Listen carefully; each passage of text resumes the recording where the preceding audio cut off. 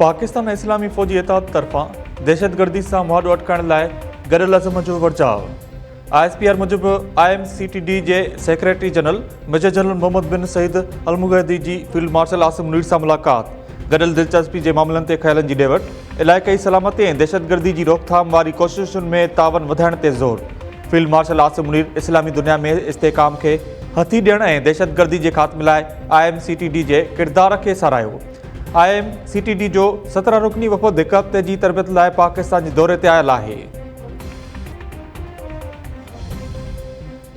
पाकिस्तान समेत 75 मुल्कनि जा वीज़ा मुअतल, ट्रंप इंतिज़ामिया जो फ़ैसिलो अमरीकी अदालत में चैलेंज। शहरी हक़नि जी तंज़ीमुनि जे ग्रुप न्यूयॉर्क जे वफ़ाक़ी अदालत में अमरीकी परॾेही खाते ख़िलाफ़ केस दाख़िल करे छॾियो। दरख़्वास्तगुज़ार मौक़िफ़ अख़्तियार कयो त उहा पॉलिसी अमरीका जी इमिग्रेशन कानून खे नुक़सानु पहुचाए रही आहे। ट्रंप इंतिज़ामिया जी वीज़ा पॉलिसी खे फ़ौरी तौर ते रोकण ऐं फ़ैसिले खे गैर क़ानूनी करार ॾियण जो मुतालबो।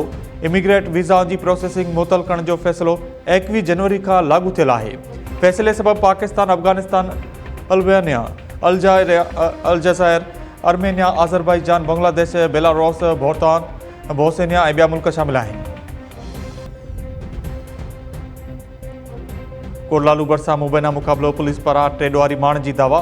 SSP खैरपुर मूजिब ॾोहारी मुंगिया मुरी स्टॉप वटि ईंदड़ वेंदड़ गाॾियुनि मां फुलट करे रहिया हुआ। पुलिस जे पहुचण ते मुक़ाबिलो थियो, टे ॾोहारी मारिजी विया।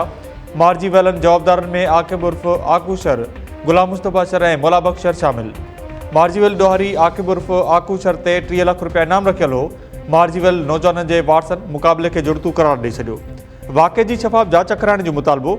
पुलिस जे मुबैना मुक़ाबले में मारिजी वियल टिनी नौजवाननि जी PPMPA शीरा, शौकत राजपुर ऐं ज़हीर हाजाणो सां वीडियो बि सोशल मीडिया ते वायरल।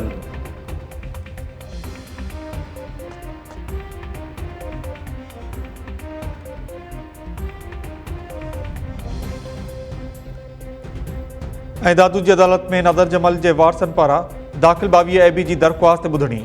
SSP दादू ऐं 3 इंस्पेक्टर समेत 16 ॼणा अदालत में पेश। फ़रियादी धुर जो हिकु वकील न पहुचण ते ॿुधणी कुझु कलाकनि लाइ मुलतवी।